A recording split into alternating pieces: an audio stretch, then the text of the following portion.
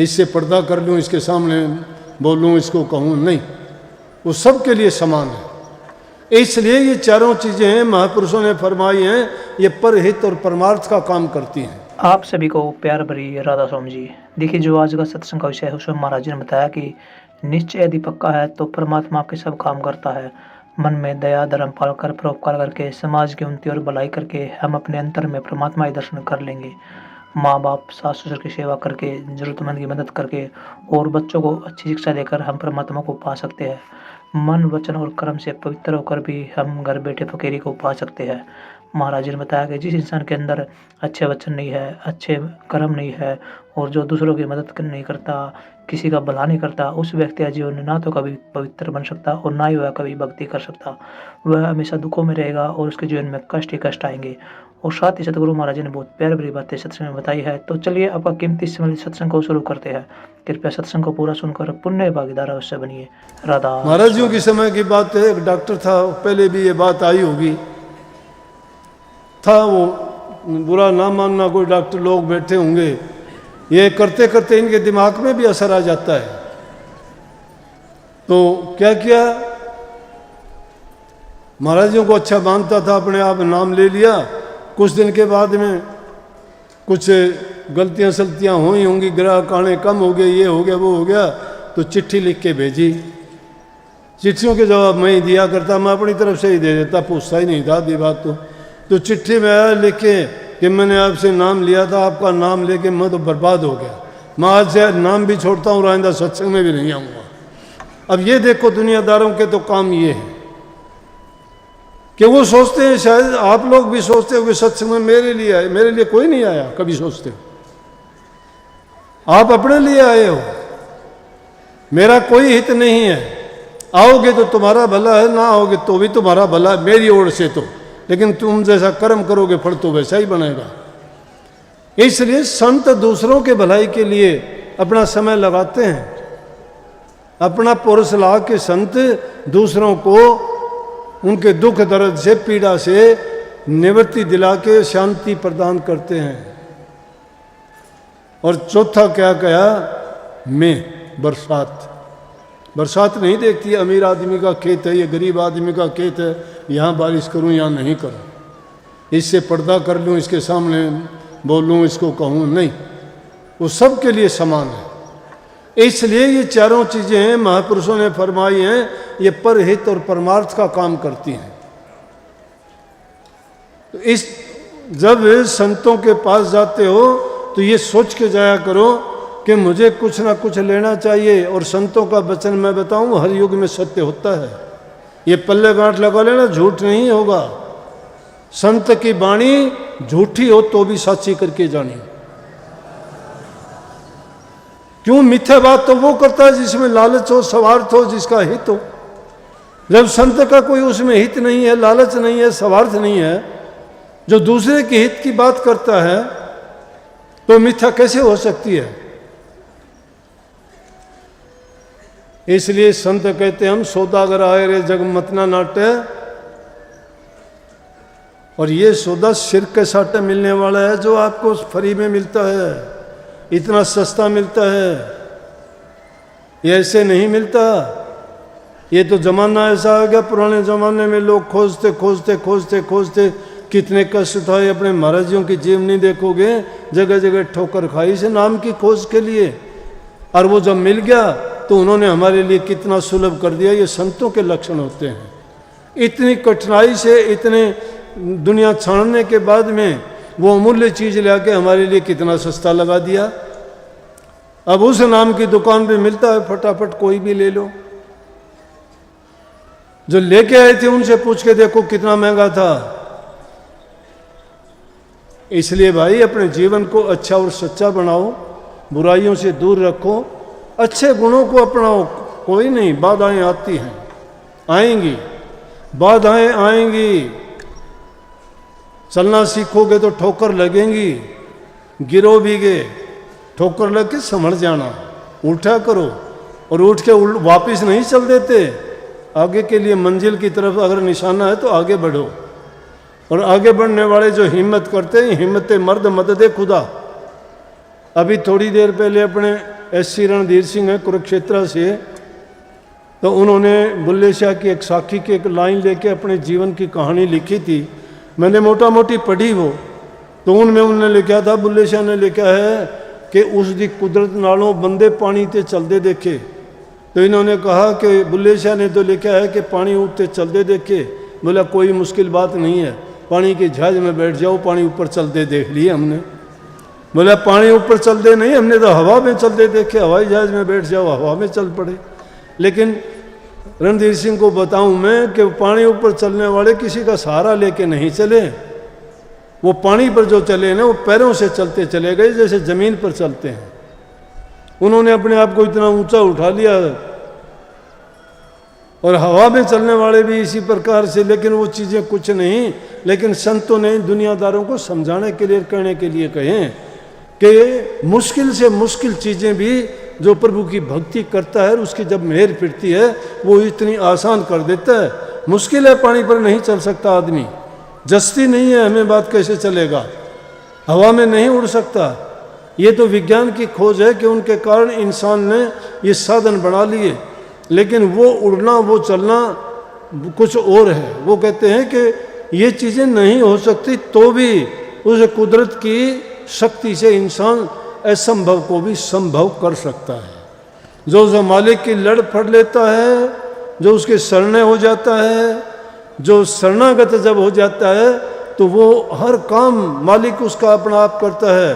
तुम किसी के भी शरणे हो जाओ, छोटा सा बच्चा माँ की शरणे होता है, वो क्या कहता है, दूध पिला दे, रोता है, माँ समझ जाती है दूध पिएगा, फिर रोता है, माँ समझ जाती है पेशाब करेगा, फिर कभी रोता है तो सोचती है कि बच्चे के तो पेट में दर्द हो गया ना, इसने, बच्चे ने तो नहीं बताया, लेकिन बच्चा शरणागत है माँ के। माँ उसका हक, हर दुख दर्द पीड़ा उसकी ज़रूरत को समझती है। ये जीव भी गुरु के लिए भी ऐसे ही हैं। गुरु भी उनकी पीड़ा को जब समझेगा जब वो उनकी शरणागत होंगे। लेकिन अपनी बुद्धि, अपनी चालाकी, अपनी जब खुद की मेहरबानी खुद भी जब करनी शुरू कर देगा तो वो क्या नहीं समझेगा भाई। वो तो जब समझेगा ना जब उसके होगे। बुल्ले शाह कहते हैं, आप समारी मैं मिलिया और मैं मिलिया सुख होई। अपने आप को संभाल लो, मैं मिल जाऊंगा, प्रभु कहता है। आप समारे मैं मिलिया और मैं मिलिया सुख होई। जो तू मेरा हो रहे तो सब कुछ तेरा होगा। तू अगर मेरा हो जाएगा तो सारा का सारा सब कुछ तेरा हो जाएगा। लेकिन हम होते नहीं हैं, हम अपने ही बने रहते हैं। अपने क्यों बने रहते हैं कि जब तक इंसान की ज़रूरत होती है तब तक इंसान तड़पता है। ज़रूरत पूरी होने के बाद में ये माया का खेल भूल जाता है। समझ गए?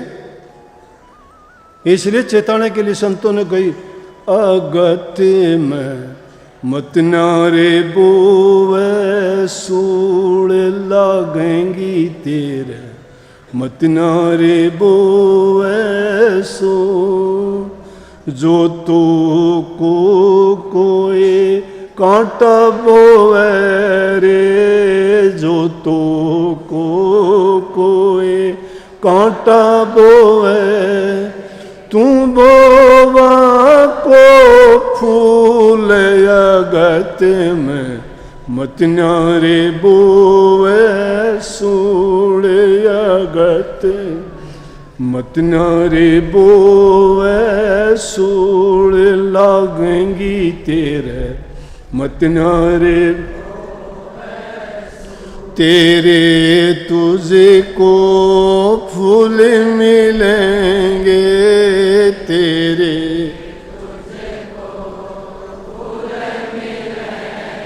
वाको है तेरे सूल मगत में मत नारे बोवे सूड़ लागेंगी तेरे, मत नारे बोवे ये मत जाने ही सब नहीं है, ये मत जान ही सब लेखा ब्याजोर मूल अगत में मत न्यारे बोवे सूड़े गति में, मत न्यारे बोवे सूड़े गति में, मत न्यारे कह कबीर कोई कोई चेत, कह कबीर कोई गल पड़ी है भूल अगति में, मत न्यारे बोवे सूल लागे, मत न्यारे बोवे। हमें सार ले लेना चाहिए। कितनी कमाल की बात कही है। किसी के रास्ते में कांटे ना बो, किसी को दुख पीड़ा ना दो, दोगे तो तुम्हें बहुत होगा। दूसरे को देते हो वो दुख पाता है, तुम्हारे से सहन नहीं होगा, क्योंकि ब्याज और मूड दोनों मिल के आएंगे तो बहुत कठिन होगा। इसलिए नेक काम किया करो, नेकी के रास्ते पर चला करो। और नेक और नेकी जब अपनाओगे, जब आप नाम का सुमरण करोगे, लाख काम छोड़ के नाम का सुमरण किया करो, लाख काम छोड़ के सुमरण किया करो। एक लड़की का एक दिन फोन आया, मैसेज आया, पढ़ती है, नर्सिंग का कोर्स करती है गुवाहाटी में। कहने लगी जी मैं जब काम करती हूँ तब तो नहीं हो पाता, सुमरण भूल जाती हूँ। ये है सच्चे भक्त कि उसको ये पीड़ा है कि मैं काम करते वक्त तो सुमरण नहीं कर पाती, क्योंकि यूँ कहिए न कि उठत बैठत सोवत जागत नाम, कह नानक सिद्ध भय तिसके काम।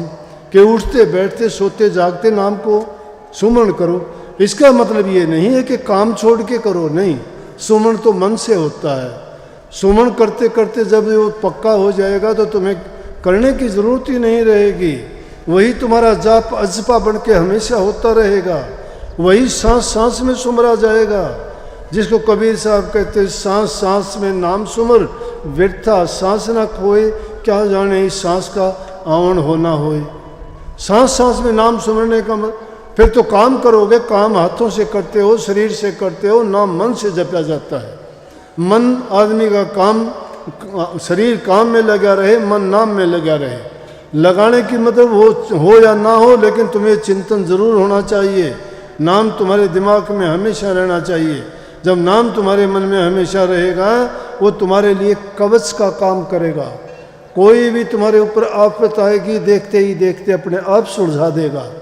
कोई भी पीड़ा दर्द होगा, उसको वो अपने आप, अगर बहुत ज़्यादा भोगना होगा उसको बहुत कम में भुगवा देगा, क्योंकि उस नाम से तो सारी बुराइयां, सब पाप और सारी जो विरोधी शक्तियां हैं वो उससे डरती हैं, और उससे हमारी साथ देने वाली शक्तियां हैं जो हमारी हितकारी हैं वो प्रबल होती चली जाती हैं और नेगेटिविटी ख़त्म होती है।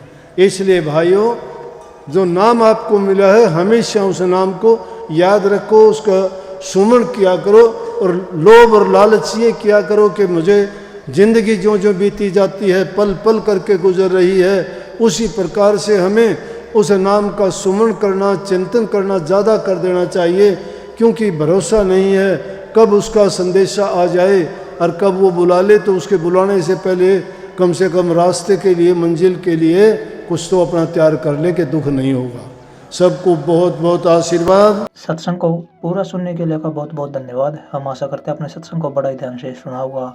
तो जैसे पहले सत्संग जी आपने सत्संग में सुना, महाराज जी ने बताया कि अगर हमारे अंदर अच्छे गुण हैं, हम दूसरों का भला करते हैं, दूसरे बारे अच्छा सोचते हैं, तो हमारा जीवन सार्थक बनता है। हमारे जीवन में कितने दुख क्यों ना हो, कितने कष्ट क्यों ना हो, हमें गुरु की शरण लेनी चाहिए और गुरु को कभी नहीं बोलना चाहिए।